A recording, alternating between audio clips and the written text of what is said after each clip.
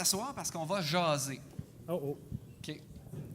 Fait que, Jérôme, toi, t'es comme le pro de faire avancer les choses en tournage cinéma numérique à Montréal. T'es vraiment un pionnier, t'as fait avancer les choses, t'as tourné avec la D20 avant que qui que ce soit sache qu'est-ce que c'était, t'as tourné avec la D21 avant même qu'elle existe. Peux-tu nous parler de ton expérience en cinéma numérique, particulièrement ici, et comment que des producteurs d'ici ont fait confiance en cette technologie-là? Ben, moi, j'ai commencé dans le cinéma numérique en haïssant la vidéo, d'abord, en faisant du travail vidéo. Je pense que tu n'es pas obligé de me mettre le micro parce que moi, je suis auto-miké. Donc, non, c'est ça. J'ai commencé dans la vidéo, premièrement, en faisant du corpo, donc des choses assez ordinaires. Puis, moi, je voulais faire du film parce que je viens, je venais d'une université en film. Donc c'est ça.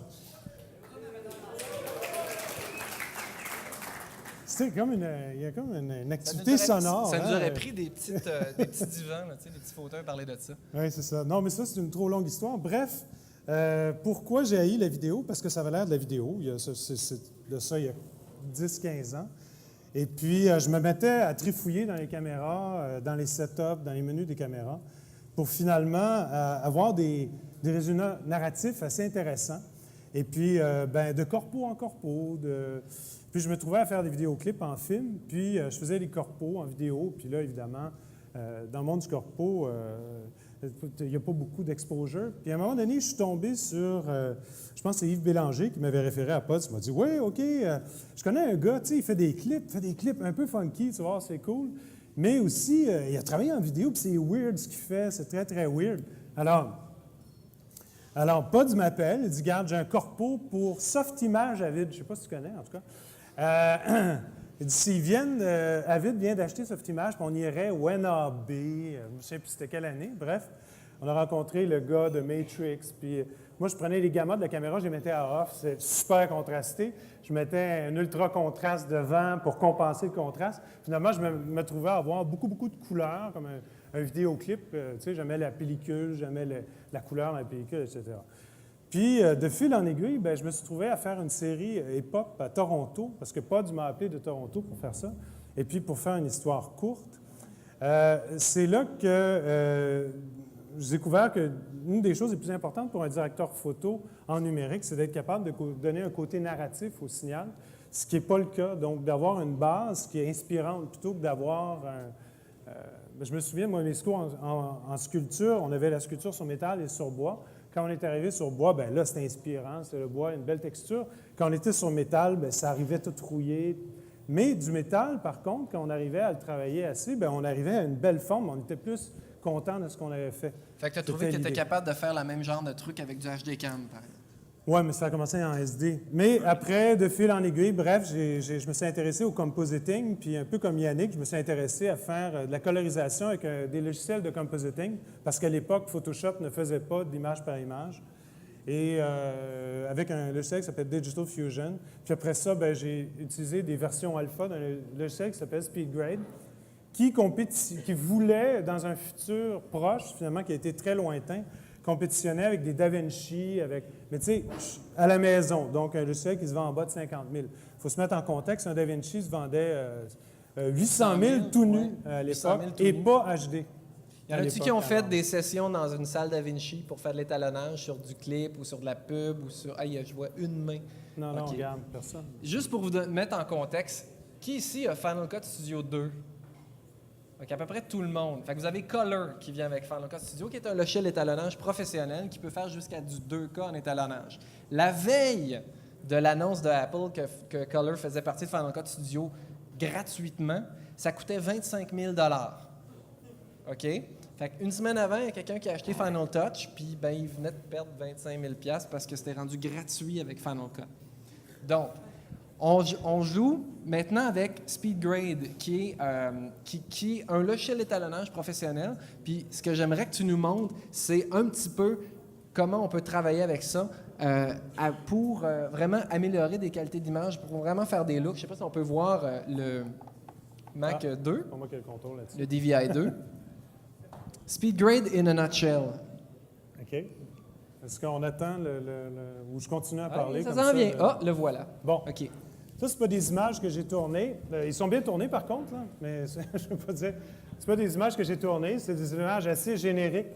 C'est tout simplement pour vous dire que une des choses qui m'a surpris au NAB, je m'y attendais un peu, mais j'y croyais pas, c'est que SpeedGrade, ce logiciel-là, pouvait jouer en temps réel une qualité suffisante pour faire en output immédiat des fichiers RED. Donc, SpeedGrade est capable, la preuve est là, d'outputter en HDSDI des shots comme ça en R3D en temps réel à travers un HDSDI. Puis on enregistre ça sur un deck HDCam ou HDSR ou sur le Key Pro. Le Key Pro qui est ici.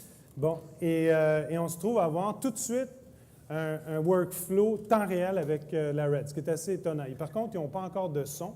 Il faut comprendre que c'est une première version bêta du logiciel, mais ça nous donne la possibilité de rentrer la RED dans un workflow conventionnel. Moi, ça m'intéressait parce que je pensais tourner la prochaine série que je vais faire en RED. Ça ne sera peut-être pas le cas, mais c'est encore en discussion.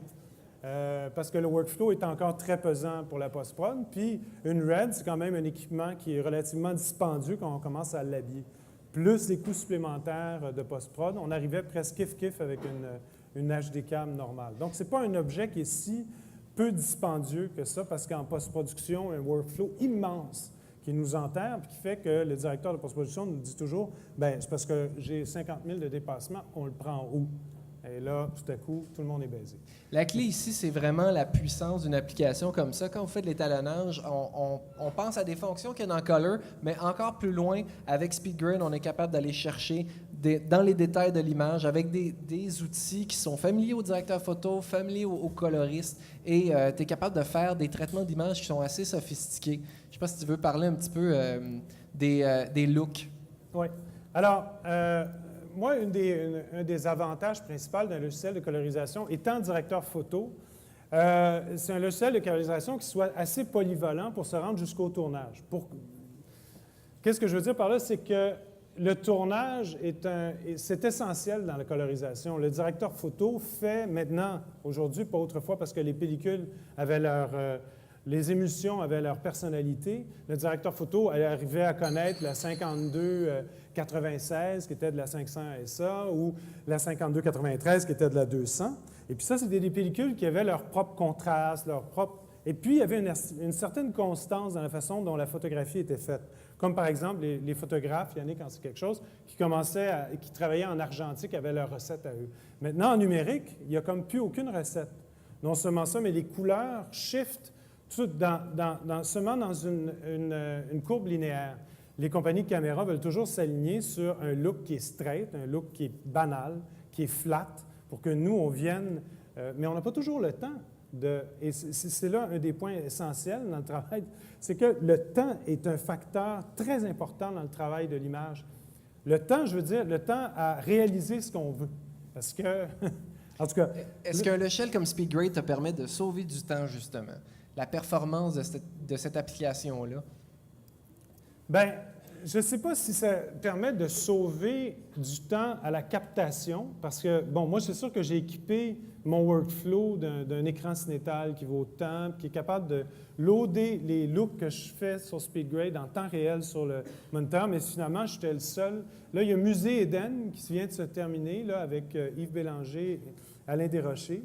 Alain Desrochers étant le réalisateur, Yves Bélanger étant le directeur photo, qui ont utilisé cette technique-là qui est très séduisante pour le réalisateur parce qu'il voit son produit en haute définition réellement, ce qui n'est pas le cas avec une RED, puis ce qui n'est pas le cas avec une 5D, par exemple. Et ça permet justement de rassurer les argentiers derrière une production parce qu'ils voient pas une espèce d'image un peu flat où tu te dis oui, mais on va arranger ça au montage, en étalonnage, ça va être beau, tu vas voir. Moi, évidemment, j'arrive ici, je suis dans un démo, je ne suis pas préparé parce que je tournais toute la journée. C'est un peu, j'ai un invité surprise de dernière minute. Et j'arrive sur un stock shot que j'ai loadé dans la période de break qui a été finalement 2 minutes pour venir choisir une shot intéressante. Et je suis tombé sur ces shots-là de Tourisme Québec. Shooté avec la RED. Puis, évidemment, quand je regarde une shot comme ça, quand je regarde un plan comme ça, bien, je vois tout de suite, un instant, je vais faire Disable ici. Je regarde un plan comme ça, je vois que la couleur se promène un peu n'importe où. Premièrement, le vert, c'est très rare qu'une pellicule, une émulsion, va donner une espèce de vert-gris, comme ça, uniforme, plus un blanc-gris uniforme, plus un bleu uniforme, puis là, tout à coup, un vert chromatisé. C'est pratiquement impossible de faire de... Maintenant, aujourd'hui, il y a des nouvelles émissions qui sont tellement flattes et plates qu'on peut donner aussi ce look-là, qui est possible de donner un look vidéo avec l'émulsion aujourd'hui, ce qui n'était pas le cas autrefois. SpeedGrade, il y a un outil qui est dans SpeedGrade. Là, je m'en vais dans Custom Tools.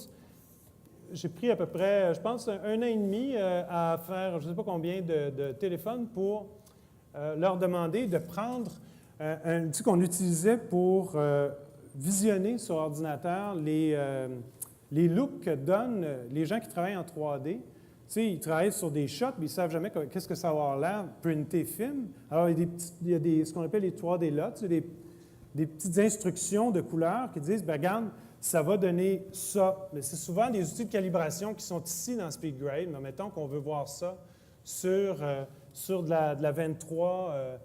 83, ben, alors là, ça ce va que tu avoir fais, l'air c'est de ça. que tu émules une pellicule film. Fait que ça donne aussi... Ça, c'est des outils qui étaient existants. Moi, ce que je leur ai demandé, c'est d'intégrer ça dans le logiciel de colorisation. Là, quand j'intègre ça dans le logiciel de colorisation, bien, ça donne ça. Fait que je m'en sers comme un layer dans Photoshop. Là, Yannick nous l'a montré. Alors, c'est un layer qui devient virtuel puis qui fait que l'image, tout de suite, a une personnalité. Moi, j'aime mieux travailler avec une image, partir d'une image qui a des traits de caractère qui sont déjà là, avec lesquels je peux apprendre à travailler, que travailler avec une image qui n'a aucun trait de caractère, avec lequel... Alors, moi, comme coloriste, j'ai toujours le point de vue d'un directeur photo qui veut d'abord travailler dans un cadre, qui ne veut pas avoir toutes les possibilités au monde, mais seulement quelques possibilités que je vais apprendre à connaître aussi, avec lesquelles je vais apprendre à travailler. Ça me permet de tout de suite voir une scène, d'appliquer mon look de base, mes presets, mais également de sauvegarder ce look-là et de l'utiliser sur le plateau pour prévisionner mon stock en temps réel. Et jamais personne ne va voir ma base. Le réalisateur voit toujours ça. Et là, évidemment, étant une simulation de pellicule, ce n'est pas à notre goût. Alors, ce que je fais, c'est que je diminue les contrastes. Je l'utilise exactement comme si tu veux, un travail d'exposition. Donc, j'expose en poste comme j'expose un négatif. Et c'est effectivement ce qui se produit à l'intérieur du logiciel en ce moment. Alors, en 2 secondes, j'ai créé une charte, une palette de couleurs qui existe pour cette pellicule-là, qui est de la 2383, je pense, Kodak, une pellicule avec laquelle je ne travaille pas. Je travaille avec la Fuji qui a une meilleure résolution, les simulations de Fuji qui ont une meilleure résolution. Je n'ai pas les Fuji ici, parce que je les ai chez moi, mais c'est des choses que je transporte depuis 3 ans. Tu es vraiment capable de donner le look que tu veux à tes images. Oui. Alors, mettons qu'on prend une image comme ça, qui est une image de 5D que je vois pour la première fois et que je copie le look d'avant, bien, je me trouve à avoir ce look-là. Et très rapidement, attends une minute, le bouton droit de la souris, c'est ici. Il est à droite. Il est à droite, excusez-moi. Alors, d'habitude, ça s'opère avec une console. Alors, très rapidement, je peux arriver avec un look en modifiant les gammas, puis avoir même un look à la Yannick. Je n'ai pas besoin de faire 100 détours pour revenir à un look normal, mais toujours avoir une palette de couleurs. Parce que c'est ça qui manque, je trouve, dans les logiciels de colorisation, c'est les palettes de couleurs, la façon de procéder avec les couleurs. Évidemment, je peux faire un cours de 6 heures de temps sur la façon dont le logiciel doit fonctionner. Mais il est assez intuitif. Puis il se download aussi sur le iridas.com. Sur le web, sur iridas.com, vous pouvez downloader une version démo, vous pouvez demander une version démo. Juste en terminant, parce que je vois qu'il reste 8 secondes. 8 secondes. 8 secondes. Une station comme ça, c'est sûr que c'est une station professionnelle. Si vous voulez faire de l'étalonnage, ça se détaille à peu près combien un SpeedGrade sur Mac comme ça? Oui, c'est ça. C'est sûr que leur compétition, c'est des DaVinci, c'est des Luster, c'est des logiciels à 300 000 400 000 $. Et c'est le Baselight qui se vend, le plus petit Baselight est à 90 000. Fait que c'est sûr que c'est un logiciel qui est autour de 30 000. Non, mais je vous en parle comme ça parce que... Mais ils font aussi une version qui est pour les directeurs photo, qui est très intéressante pour apprendre à travailler la couleur, mais aussi pour la travailler parce qu'on peut exporter des lookup tables et les importer dans d'autres logiciels. Ça s'appelle SpeedGrade Onset, qui est pratiquement gratuit parce qu'on peut toujours renouveler la licence trial à l'infini. Alors, Puis pour ceux qui se demandent, les lookup tables, c'est compatible avec toutes sortes d'applications. Vous pouvez même vous en servir si vous avez un moniteur broadcast et vous avez une carte comme une carte AJA, par exemple. Il y a une application qui te permet d'ajouter une lookup table à travers la carte pour voir sur ton broadcast monitor, même si tu travailles avec Final Cut qui ne comprend pas c'est quoi une lutte. Et avec un logiciel comme SpeedGrade, tu peux aussi faire des looks qui vont être transportés dans d'autres applications. Donc, c'est vraiment simple, c'est vraiment puissant et si ça plaît à des gens comme des directeurs photo et des coloristes, c'est sûr que ça a un avenir et ça te permet de faire, d'avoir une grande liberté avec ce que tu fais au niveau du tournage, du début à la fin. Écoute, Jérôme, merci beaucoup d'être passé après une longue journée de tournage. Jérôme Sabourin, mesdames et messieurs.